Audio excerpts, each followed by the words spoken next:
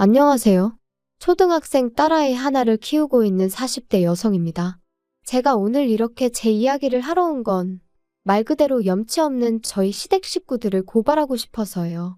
법적으로 다툴 수만 있다면 정말 그러고 싶을 정도로 생각만 해도 분한데 정말이지 남보다도 못한 가족이 있다는 거 어디 드라마에서나 봤지 제가 직접 겪게 될 줄은 상상도 못했다니까요.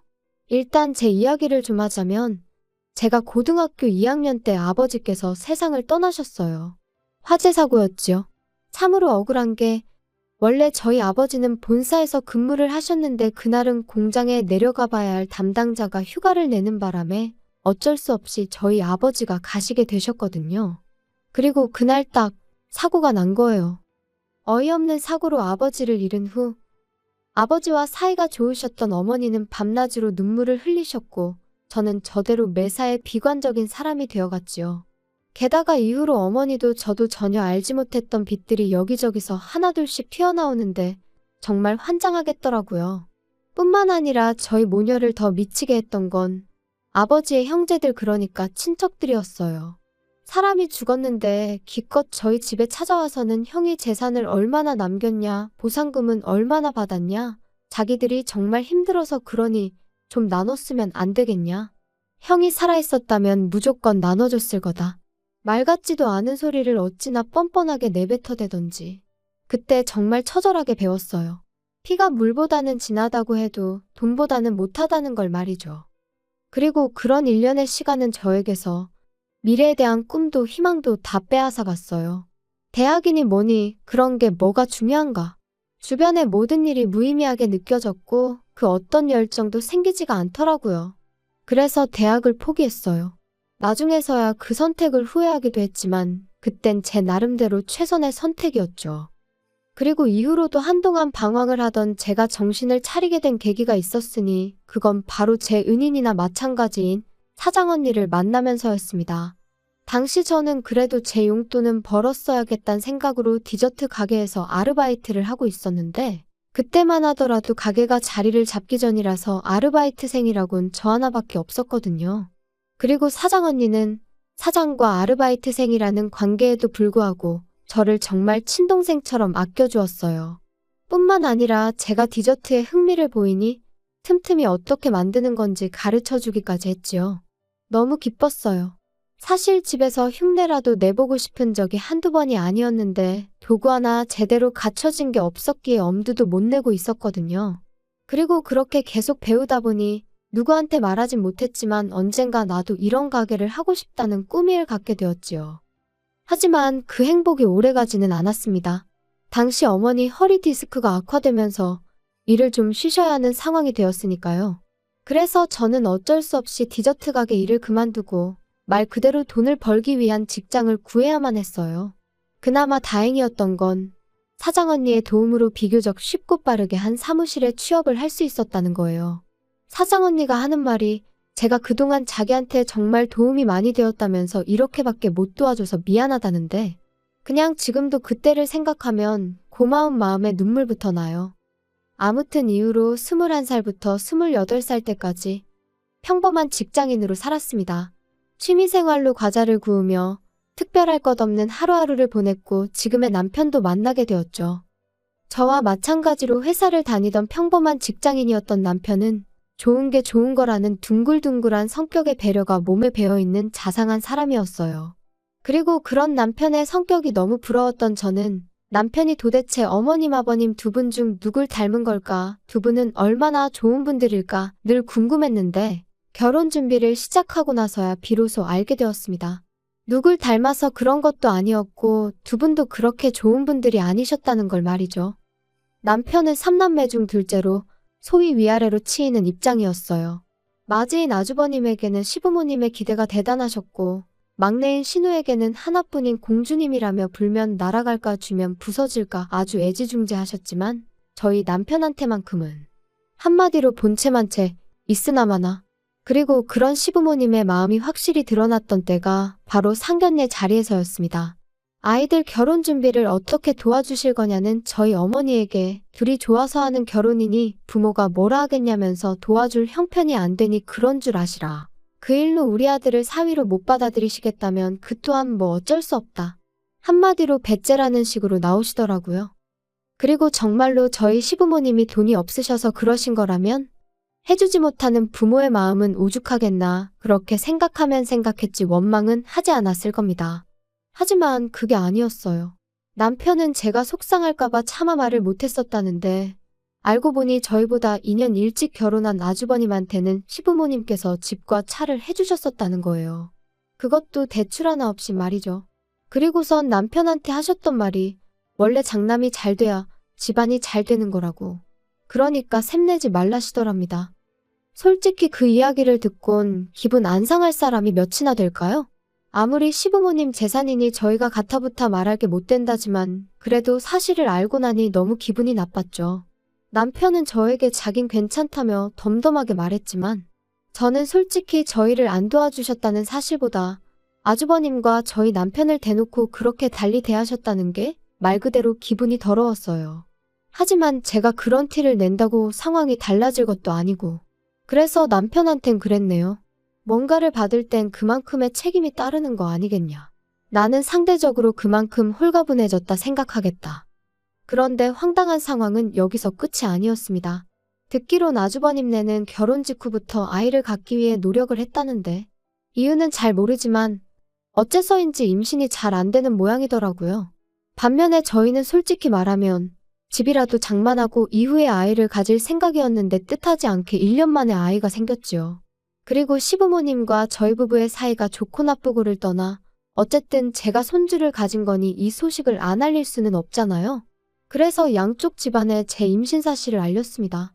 그런데 황당하게도 시부모님께선 저더러 제 임신 소식을 아주버님네는 모르게 하라셨어요. 어이가 없었죠.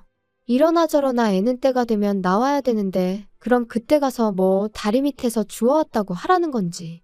하지만 시부모님은 계속해서 아주버님이고 형님이고 스트레스 받게 하지 말라며 신신당부를 하셨으니 참 서글프대요. 그리고 결국은 걸렸습니다. 임신한 지 6개월째 되던 때 추석이었는데 시부모님이 못 오게 하셔서 안 갔거든요. 그런데 이제 형님이 난리가 났던 거죠. 어떻게 자기도 왔는데 제가 안 올 수가 있냐면서. 아주버님도 저희 부부더러 싸가지가 있네 없네. 그리고는 급기야 둘이서 저희한테 한마디 해야겠다며 연락도 없이 찾아와서는 불러온 제 배를 보고 충격이 컸던 모양입니다. 자기들을 기만했다면서 저희 때문에 족보가 다 꼬이게 생겼다고 억지를 써대더라니까요. 그러더니 급기야 형님은 갑자기 어지럽다면서 쓰러질 것 같다. 119를 불러달라. 정말이지 생쇼도 그런 생쇼가 따로 없었어요. 그런데 상황은 거기서 끝이 아니었습니다.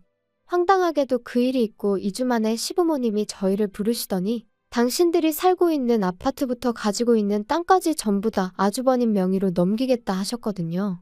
원래도 시부모님 재산에 관심도 없었고 그 재산이 언젠가 저희 몫이 될 거란 기대도 없었지만 그래도 너무 갑작스럽고 당황스러워서 갑자기 그런 결정을 내리신 이유가 뭐냐고 여쭤봤어요.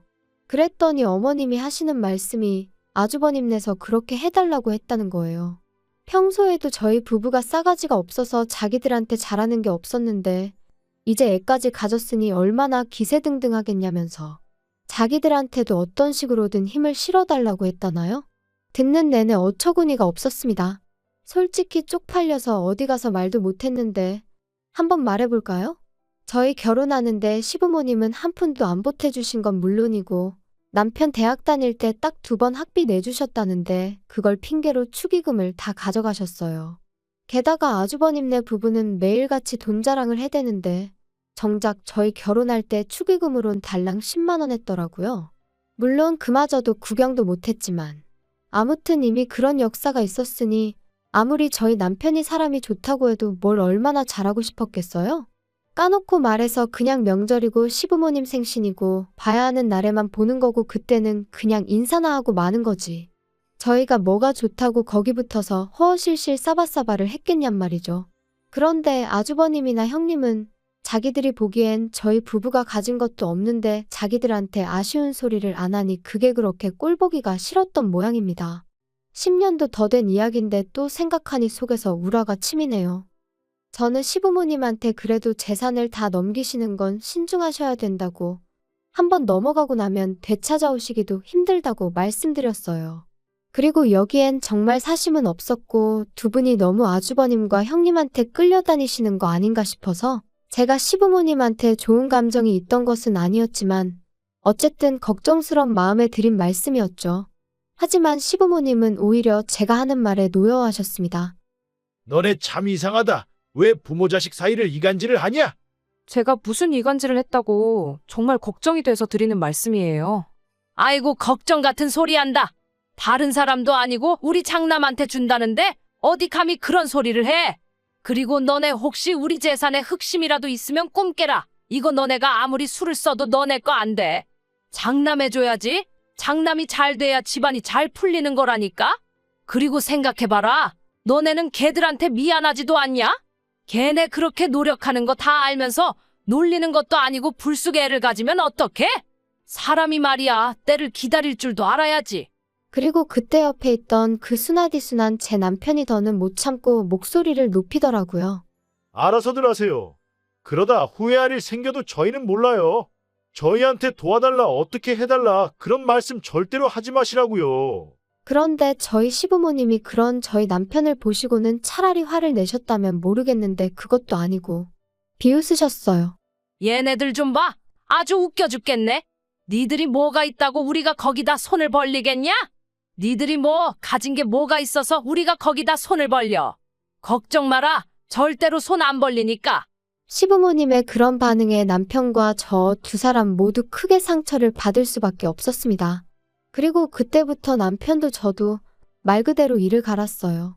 비록 시댁과 인연을 끊고 살 수는 없겠지만 적어도 저쪽에 아쉬운 소리하는 일은 없게 하자. 죽어도 두 번 다시 무시당하는 일은 없을 거다.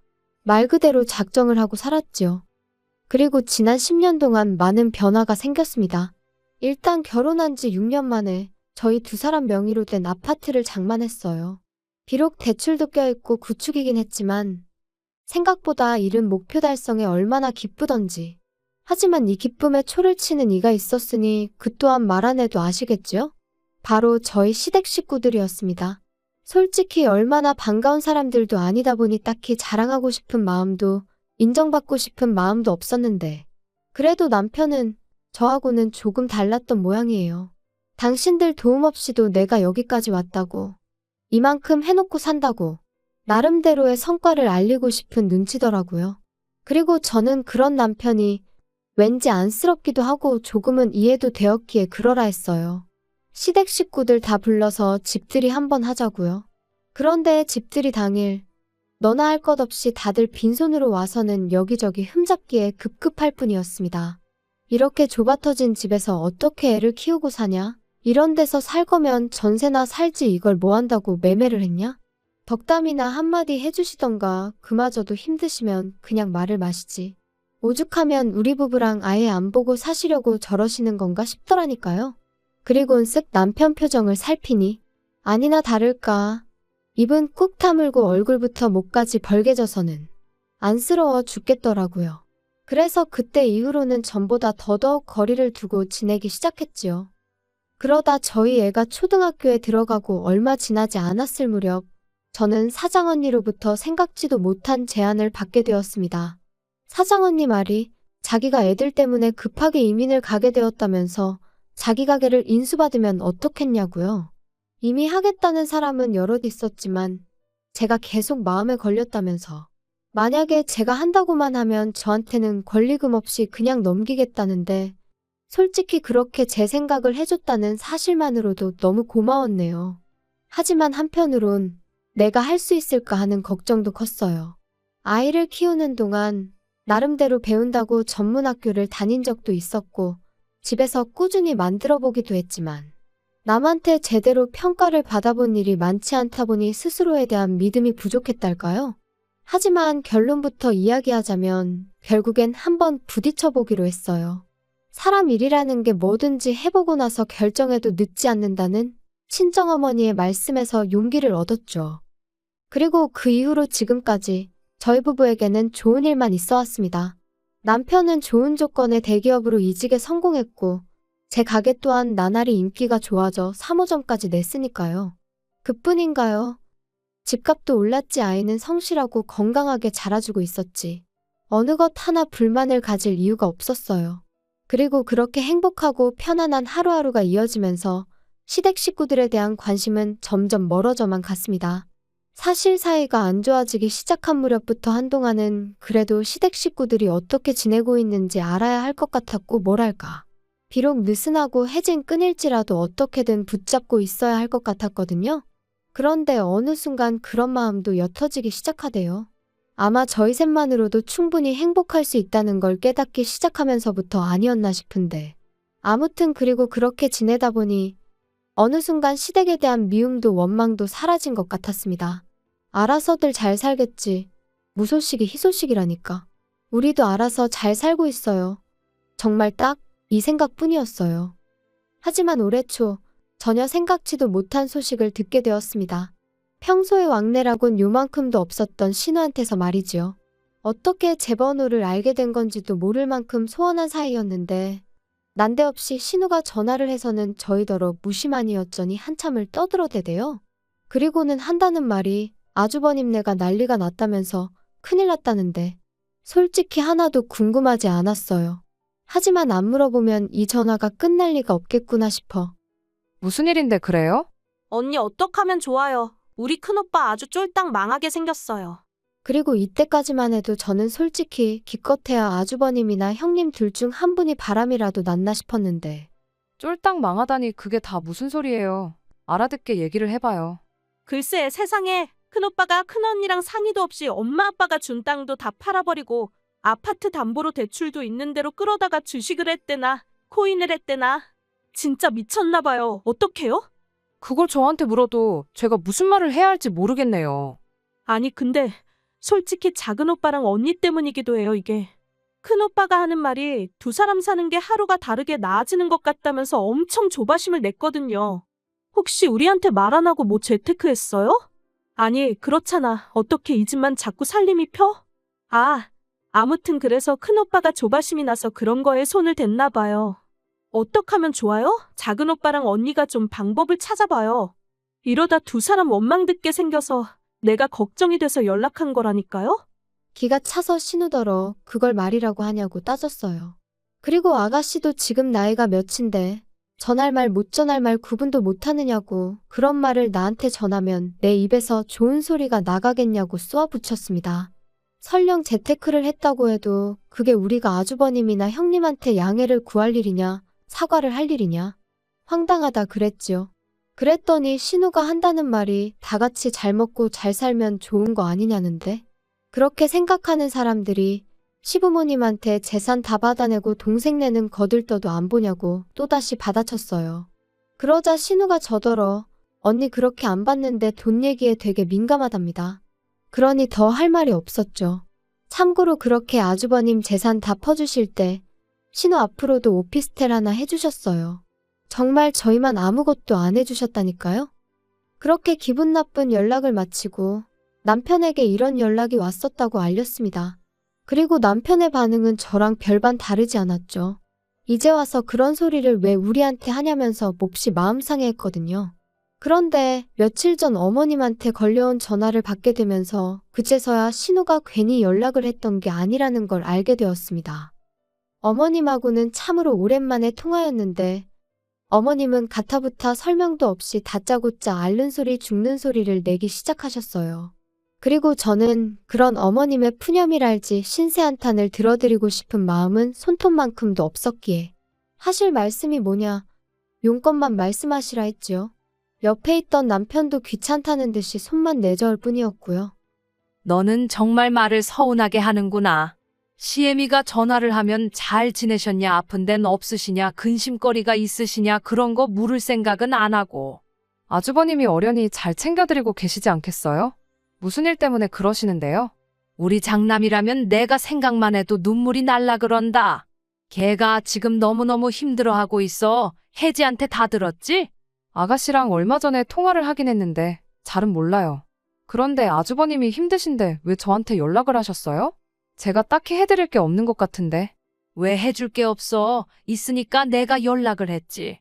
아무래도 나랑 네 시아버지랑 당분간 너희 집에 가 있어야 될 것 같다. 갑자기 그게 무슨 말씀이세요? 저희 집에 오신다니 도대체 왜요? 아니 부모가 자식 집에 간다는데 무슨 왜요야? 왜요는? 큰애가 지금 사는 집을 비워줘야 되는데 뭐 돈이 좀 그래서 당분간 우리 집에 와 있어야 된다잖니? 그런데 너도 우리 집 알잖니? 거기서 어떻게 다 같이 살아? 게다가 이 집도 명의가 큰애 앞으로 되어 있어서. 아무튼 우리가 그래서 일단은 큰애한테 집을 비워주고 우리는 너희 집에 가 있으려고 그런다. 그러니 그런 줄 알고 방 하나 만들어놔. 알겠지? 아주버님네랑은 못 사시는데 저희랑 어떻게 살아요? 그리고 내드릴 방 없어요. 걔네가 우리가 있으면 애를 어떻게 만들어? 넌 왜 이렇게 생각이 없냐? 어머님, 결혼하고 이제껏 안 생기면 둘 중 누구한테 문제가 있어도 있는 거 아니겠어요? 아무튼 그거야 아주버님네 사정이고 저는 어머님 아버님이랑 같이 못 살아요. 여기로 오지 마세요. 그리고 그때 남편이 저한테서 핸드폰을 뺏어가더니 스피커폰으로 돌리고는 화를 내기 시작했습니다. 우리한테 부탁하는 일 없을 거라 하시지 않으셨어요? 가진 것도 없는 저희한테 뭘 바라겠냐면서 있는 대로 비웃으셨을 땐 언제고 이제 와서 같이 살자고 하면 제가 좋다고 할 줄 아셨냐고요. 죽이 되든 밥이 되든 형님하고 사세요. 아니면 어떻게든 지금 두 분이서 사시는 집은 지키시던가요. 아무튼 저희는 요만큼도 얽히고 싶지 않으니까 이런 연락이라면 하지 마세요. 남편은 자기 할 말을 마치기가 무섭게 전화를 끊었고 이후로 한동안 복잡한 표정을 하고 있었습니다. 그리고 저는 무슨 말이라도 해야 하나 싶었지만 그냥 기다렸어요. 남편이 먼저 무슨 말이라도 해주기를 말이죠.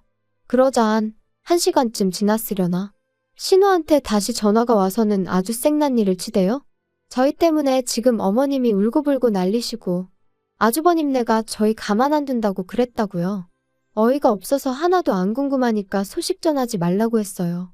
그리고 아주버님한테 가만 안 둘 거면 어쩔 건지 마음대로 해보라 전하라 했습니다.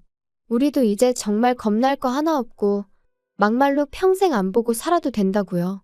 남편도 질세라. 형 노릇이나 똑바로 하면서 뭐라고 해야 씨가 먹히지 않겠냐며 화를 내대요. 그런데 어이없게도 시부모님은 기어이 짐을 바리바리 싸들고는 저희 집에 오셨어요. 끊임없이 눌러대는 벨소리에 당황스럽고 이웃에게 미안하여 현관을 열었더니 왜 문을 이제 여냐며 씩씩대시는데 순간 기가 막혀서 말이 안 나오더라니까요. 게다가 황당해서 이게 무슨 경우시냐니까 부모가 자식 집에 온 건데 어쩌라는 거냐며 저를 밀치시곤 그대로 집 안으로 들어가시기까지 하셨습니다. 그래서 제가 남편에게 전화를 걸어 상황을 알리니 남편이 좀만 기다리라대요. 그래서 저는 부엌에 시부모님은 거실에 말 그대로 팽팽한 긴장감이 흘렀습니다. 그리고 얼마간의 시간이 흘렀을 무렵 세상에 남편이 경찰을 대동하고 왔더라고요. 그리고는 모시고 나가달라는데 솔직히 경찰은 저희 집안 사정을 모르니 아마 저희 부부가 정말 나쁘게 보였을 거예요. 그래도 부모라는데 추운 겨울날 모시고 나가달라 하니까 어이가 없었겠지요.